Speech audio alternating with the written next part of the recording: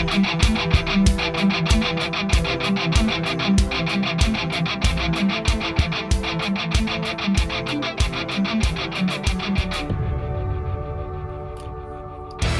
is Dr. Jerome Corsi. Today it's Tuesday. It's September 26th, 2023. Thank you for joining us at thetruthcentral.com. First story today, you've got now Devon Archer, who is the business partner from Hunter Biden, and he is now saying he got, I believe he got some immunity, so he's now talking, and he said that the idea that Joe Biden was not involved in his son's business is categorically false. This is making headlines at the Epic Times today.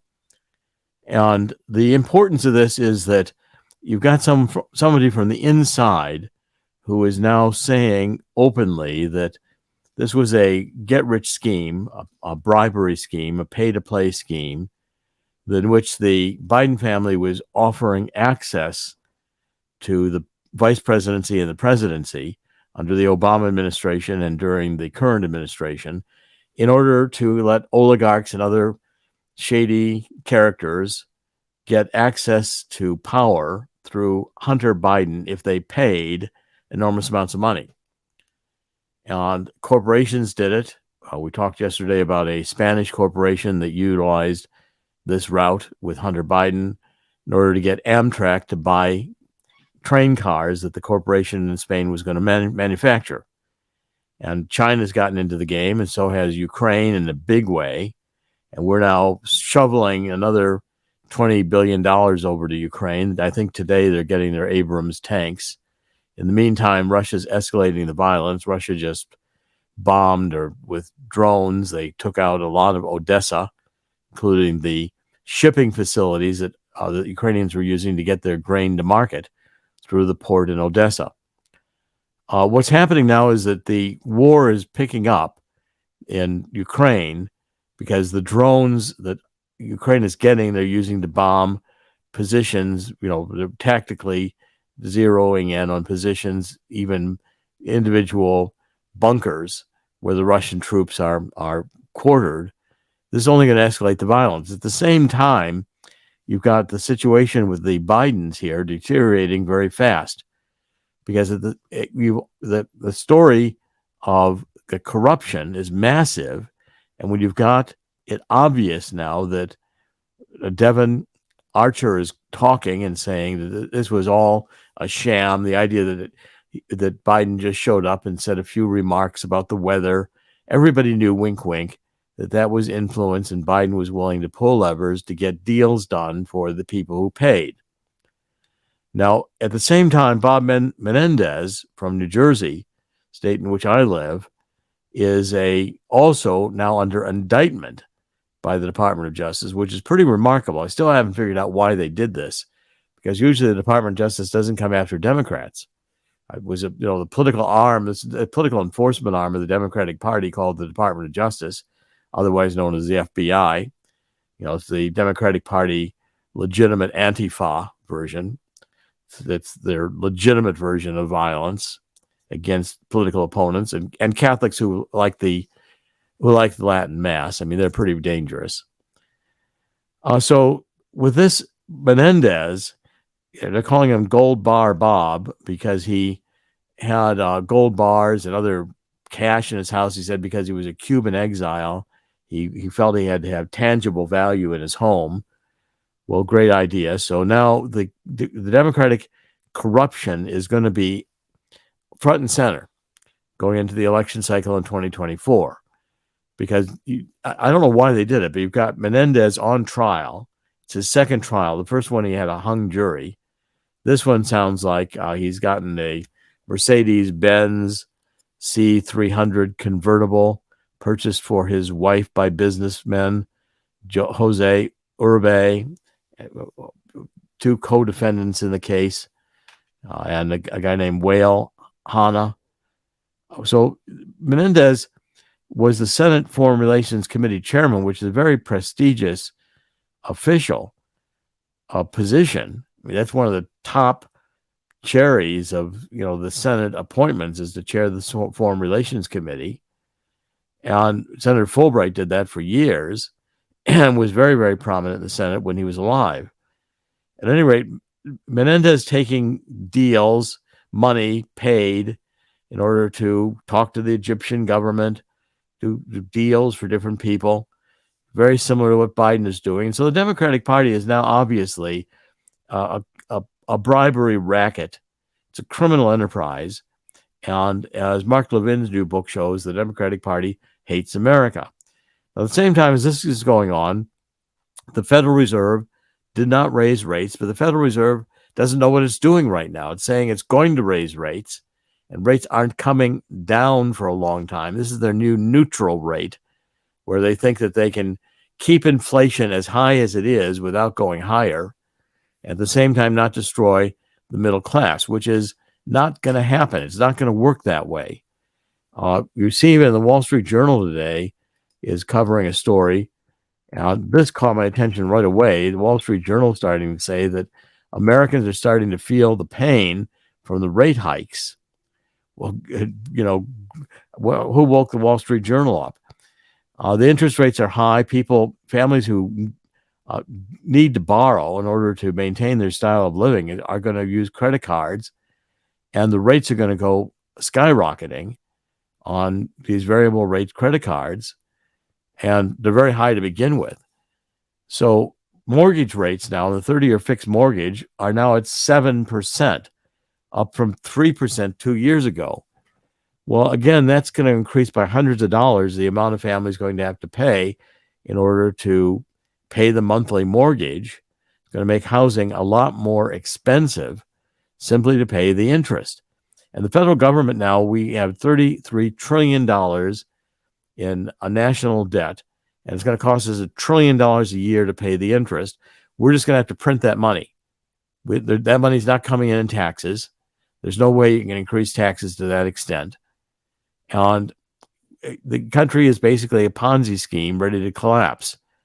Now, that's why I'm telling everybody, and I'm going to start the show today by again stressing that you need to call the 800 number, and you need to get a copy of the book.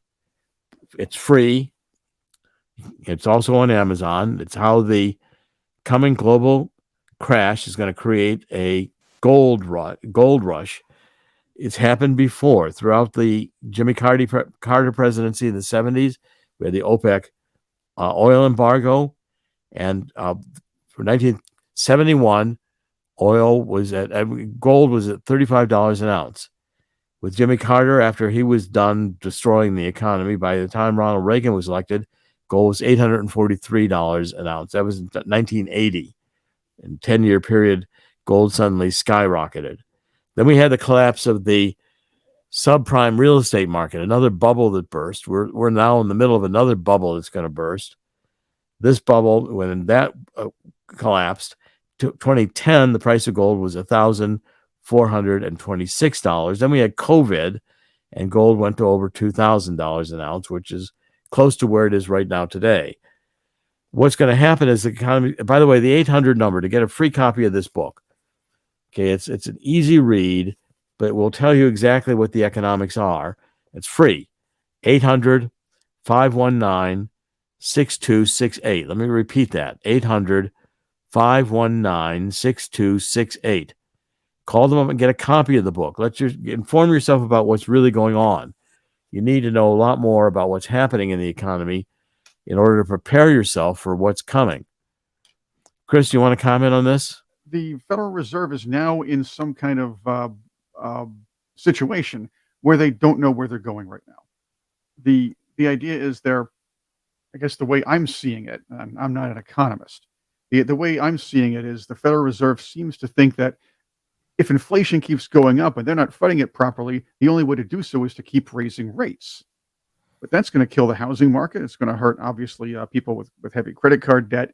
It's going to hurt the rest of the consumer market if people won't buy via credit card in the future as well. And then prices go up once more. It's a terrible slope that the Federal Reserve put us into right now. And I don't think, I maybe save for a few economists, I don't think there was a lot of foresight in this from last year onward. Well, if they had raised rates, we probably would have had a stock market crash. Well, this is weird inflation. The inflation we're facing is mainly because of food and energy prices. And the amount of just dollars being printed and pumped into the economy. Right. There's And not real money creation going on. Banks are not lending. the That's caveat, there's a caveat to this, though. Jerome Powell was speaking publicly. I believe it was a few weeks ago, maybe last month. Yeah, earlier this month in September. He was saying that inflation was going down. He was saying this over the summer. Inflation's going down, but he always makes sure to exclude gas, yeah, they don't include energy, them in the food. index anymore. They're not calculated in the inflation index. They exclude them. I mean, this is the insanity. We've got the data coming out of Washington is now rigged data. We're not getting legitimate economic data coming out. I watched it for 50 years. This is the worst data we've ever seen. It's all completely political data.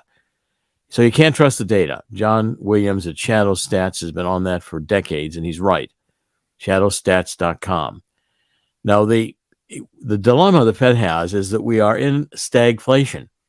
So if they raise rates, which is the only tool they really have to control inflation, it's going to slow the economy down. But this is not a demand pull inflation. It's not being caused by excess demand in the economy. It's being caused by excess money floating all over the place and being given away. And by the way, the billions that are being given away are not accountable. I see that there's some effort to realize that the money given to Ukraine is just open there without much accounting to be stolen. We don't know if Ukraine is selling our weapons on the black market. Today they're going to get their Abrams tanks, the first shipment of them. So we're just escalating this war. We're in a situation where we've got extremely dangerous international politics going on, which could lead into nuclear war, which will lead into nuclear war. And we've got an economy which is about to detonate and have a massive stock market crash. I'm telling people, read this book and understand what the situation is, then take some steps. And one of the steps you can take is get some gold, especially in your IRAs and your 401ks. If you lose money in stock market crashes, your mutual funds that you have invested in your IRAs and 401ks aren't coming back fast. And protect yourself at this point. And with the Biden corruption going on, we're going to have a much weakened White House. The White House is already incapacitated by dementia. It's daily a circus and daily a joke where the United States is becoming a laughingstock. And I think people are realizing that this destruction is intentional.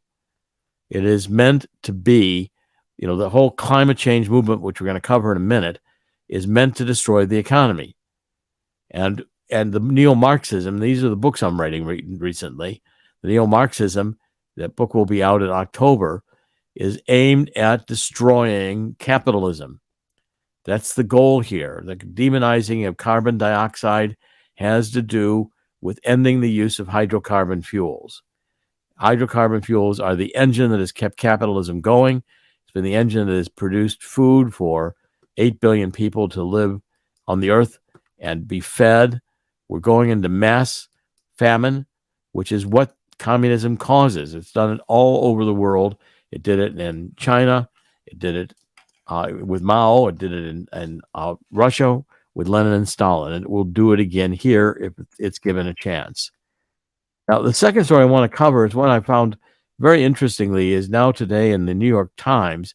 There's I get their New York Times daily emails about what they're covering, but they're beginning to cover and say that these movements like Occupy Wall Street, Occupy this, Occupy that, Black Lives Matter, the Me Too movement, climate change, and woke nonsense, these are all headed for the junk pile.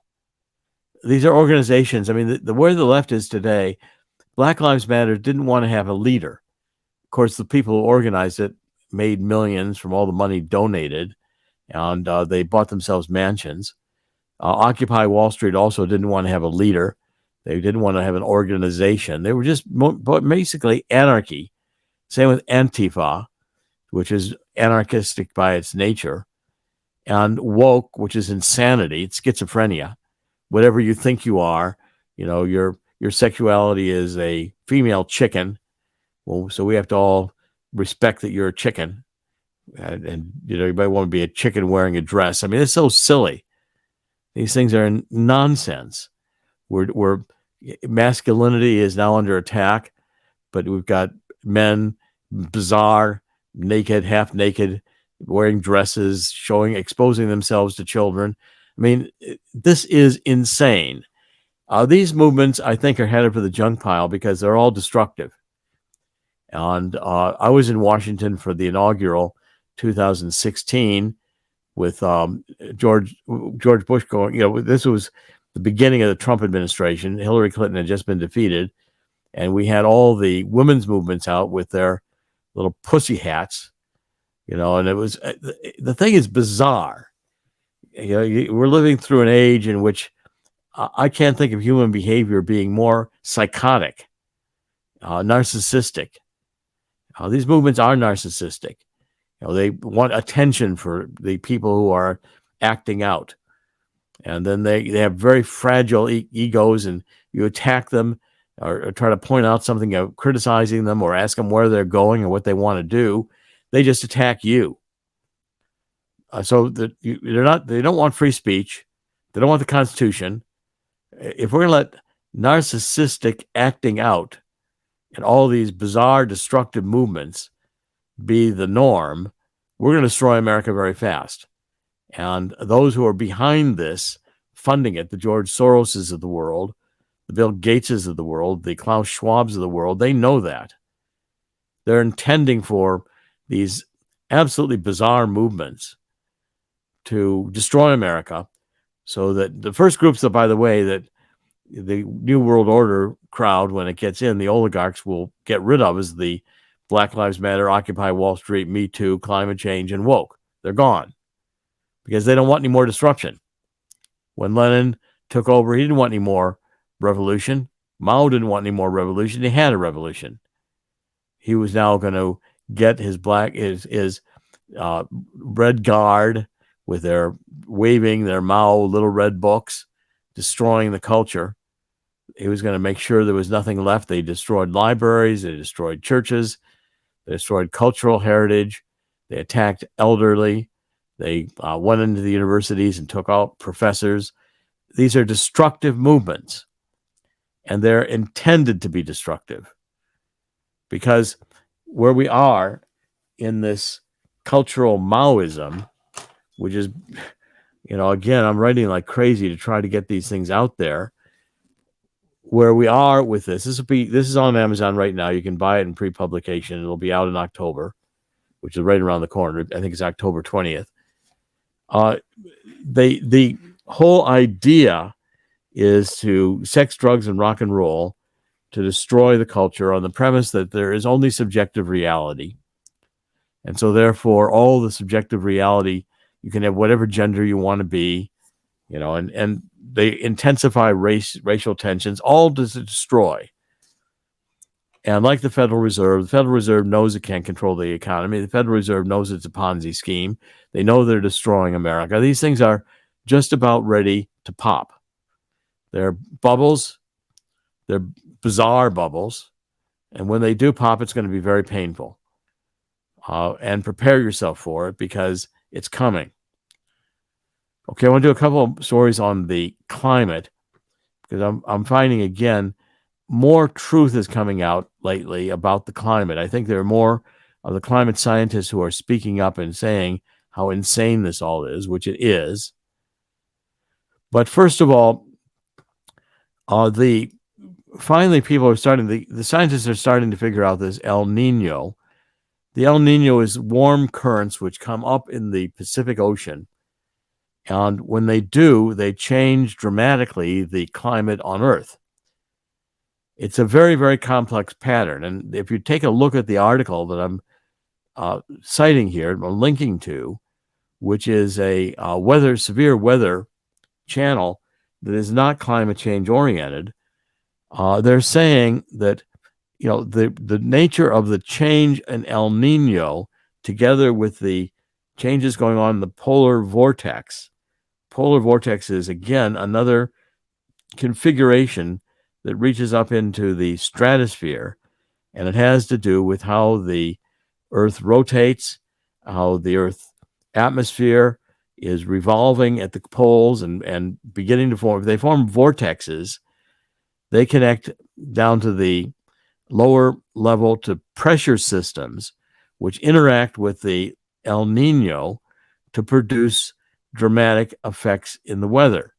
In other words, the stratosphere, which is the highest, very high in the atmosphere, the stratosphere and the oceans are combining in massive force. This has nothing to do with carbon dioxide. I haven't talked about carbon dioxide at all, because legitimate climate scientists know that it's a detail. 0.04% of the atmosphere. Water vapor is 70% of all greenhouse gases. We're wasting our time focusing on carbon dioxide.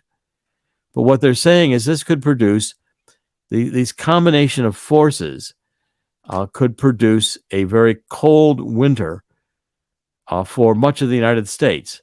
Now, the way these weather patterns form, it will be colder in the southern states. It'll be wetter in the southwest, and it'll be drier in the northeast, stretching all the way to the Mississippi River. Now and by the way, it'll be warmer in Canada all the way up to Alaska. Now, again, these are forces that are massive, and they're not controllable by eliminating hydrocarbon fuels. All that you do when you eliminate hydrocarbon fuels is make it more difficult for people to have cheap energy. And not having cheap energy is going to be one of the key elements, as we talked about just a minute ago, that's going to increase inflation. You can drive your car all you want, but when you begin to worry about, my groceries are so expensive, do I get to drive my car or do I feed the family? These kinds of choices are not the kind of choices Americans have had to face in a long time, not since the Depression. And we're architecting again a perfect economic storm together with a massive psychological storm in the form of all these neurotic movements with no leadership. The argument here with these different movements are that they didn't accomplish anything. The left is complaining. This is a Substack by a leftist who thinks that this is a tragedy. We have all these great movements with all these great social causes, and nothing happened. Well, the American system has a great ability to absorb these bizarre movements and to forget about them. The anti-war protests of the 70s are largely now history book.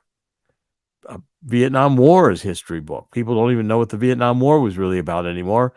Americans growing up today didn't experience it, let alone World War II.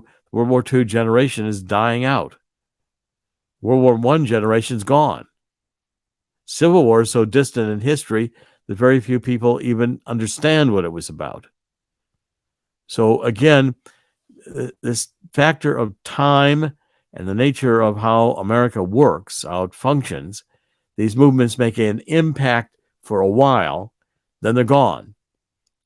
Now, that's also the nature of these popular delusions, which have been affecting mankind probably since we've existed. Middle Ages, all women are crazy, therefore we better burn them at the stake because they're possessed by Satan. An insane idea, but a lot of women got burned at the stake. And until that fad or that idea passes, till people realize how insane it was, it's captivating. Chris, you want to comment on this? It's funny you mentioned the witch trials. A lot of that has to do with the climate change cult, too. These are the Puritans were a small religious group, followed their faith blindly, and a very few people decided to take that to their advantage and tell people that a woman they don't like, or a woman that speaks up against the, let's just say, established narrative, is automatically a witch, turns the cultish crowd against them, and burns these women at the stake. That's the Puritans here, of course, in the Middle East. That happened not the Middle East, in Europe. That happened as well with the witch hunts at that time. Yes, nowadays the climate change puppeteers are just saying, "Hey, This person said something against our narrative. He should be shunned from the scientific community. This person should be deplatformed from social media. Shame, shame, shame. And it's what's happening today. These parallels are rather interesting. Yeah, and if you want to publish false data, just say that the carbon dioxide is going to kill us all if we don't end use of hydrocarbon fuels. That's the narrative. Don't deviate from it. You'll advance your career. Okay, and certainly if you want to be a journalist, you better get on board, because if you want to really report any true journalism, you want to criticize the movement, you want to point out that we're all going to suffer from getting rid of hydrocarbon fuels, or that electric cars don't work. These things are not to be discussed. It would make a great movie, though. Now, the writer's strike is about to end, or maybe close to ending soon, yet they're probably not going to be allowed to make a movie out of something like this. No, you won't be able to do this. I mean, this is Dumb and Dumber. These movements and these ideas are Dumb or Dumber. And they only can exist in a population that is not adequately trained. They don't understand the math. They don't understand the science, etc. I mean, the next story I want to cover is equally, I think, impactful. It has to do with the fact that these carbon offset projects, there's a lot of carbon trading going on, and corporations are buying carbon credits. It's probably more popular in Europe. It's really not caught on here yet. But the carbon market, where you offset your greenhouse gas emissions by buying some credits from somebody who's supposedly reducing or eliminating carbon, these schemes, which include forestry schemes, hydroelectric dams, solar and wind farms, waste disposal, and greener household appliance schemes across 20 countries, most of which have developing economies. The data that's been collected on them is that most of these schemes don't work. That of 39 that were looked at critically by this group, Allied Offsets, the world's biggest emissions trading database, 78% of the 50 projects looked at, 39, in other words, of 50 projects, 78% were categorized as likely junk or worthless due to one or more fundamental failing that undermines its alleged emissions offsetting power. Well, no, we could have guessed that. This whole thing is just a scheme. It fundamentally is figuring out a way to tax the air you breathe. Finally, the government figured out they can even tax the air we breathe. Carbon dioxide. We exhale it. So you got to have a scheme to offset the fact that you exhale carbon dioxide. And people are ready to produce these schemes. 1.6 billion worth of carbon credits have been traded from these projects that are classified as likely junk or worthless. People are just virtue signaling. They're buying these credits and saying, oh, look, we've got the credits. They don't really care that the schemes don't work, were largely made up or fabricated, aren't happening. Carbon isn't being captured. I mean, the carbon is fundamental to our existence. The carbon cycle, without the carbon cycle, we wouldn't exist. Our bodies include a lot of carbon. Carbon's fundamental to the cycle which produces plants, carbon dioxide. If we eliminate carbon, we eliminate ourselves. If we eliminate carbon dioxide, plants won't grow. And of course, then we're going to say, well, let's get the meat and let's put mRNA vaccines in the livestock. So we get it in human beings. Well, these mRNA vaccines have not even been fully tested. They're experimental. Yet we're proceeding as if we know they're safe. I watch television occasionally, and you see pharmaceutical commercial after pharmaceutical commercial, and you're realizing, okay, that the pharmaceutical industry, which has gotten these bonanzas of huge amounts of money with COVID, is just indoctrinating the population. You listen to these commercials; they say, "Here's this wonder drug, and it cures these things." But listen all the way to the end of the commercial, if you can tolerate it. They say, here's all the things that could go wrong with this this wonder drug. It can kill you. It produces, don't take it if you have this or this or this or this or this. It can produce this, this, or this. And so you realize fundamentally that you're experimenting with yourself taking the drug. So we're in a situation which is largely insane if you don't do your research, if you don't critically question these movements as being destructive, which they are. Climate change is not legitimate science. I wrote a book on it. I've got a shelf of books here where legitimate scientists know that climate change is completely nonsense. And yet it is the popular delusion. It's one that you can't speak against. Now, people have been saying to me, I'm getting comments lately, my hair has changed color. It used to be all gray. It's now not. And again, check our sponsors. If you like the program, please give our sponsors a look. I've just written a new book with Chris Burries called Live Longer and Better. It's about carbon-60. It's about this molecule does wonders. I've been taking it for 4 years. It's got hair products, which I'm using, creams. It works. It is a longevity. It's an antioxidant, which is very important for longevity.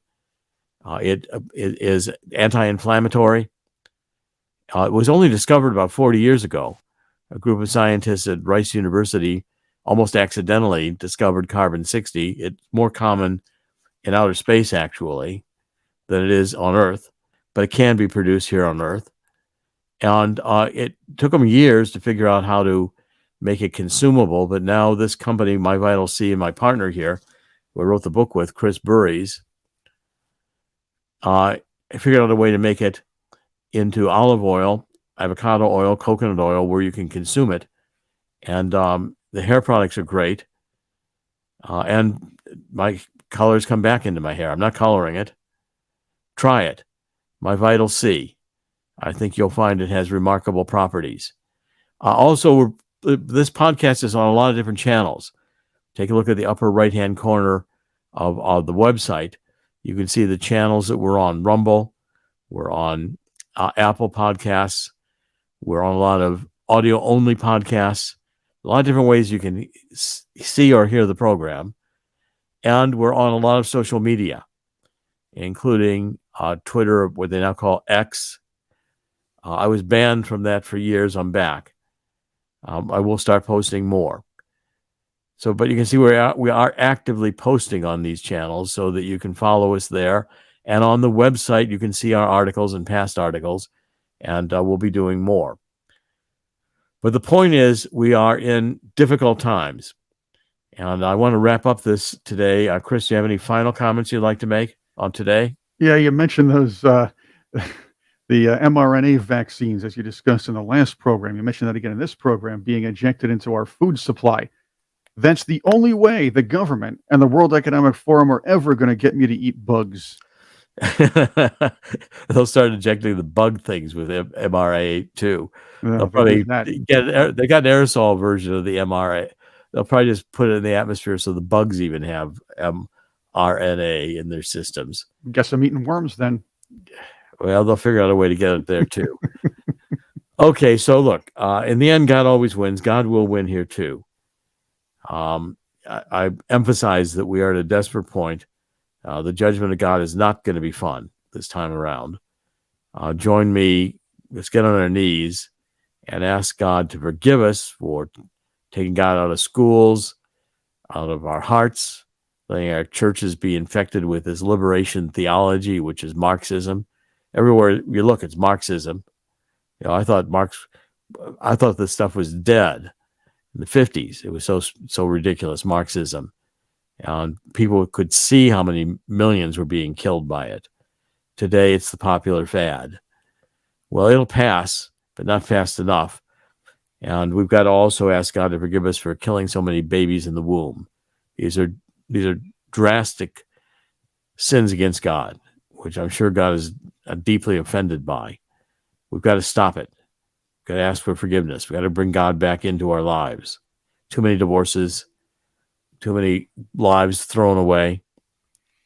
And this New World Order group is a depopulationist group, which would be happy to see billions of people get gone because they think we're using too much of their resources. They believe they're the special ones, and the oligarchs and the machines want to rule the world. I don't think that's in God's plan. We're here for a spiritual existence, and this place is never going to be perfect because we are a fallen species, and the biblical truths remain true today. Dr. Jerome Corsi today is Tuesday. It's September 26th, 2023. We're doing podcasts every weekday. Thank you for joining us. God bless.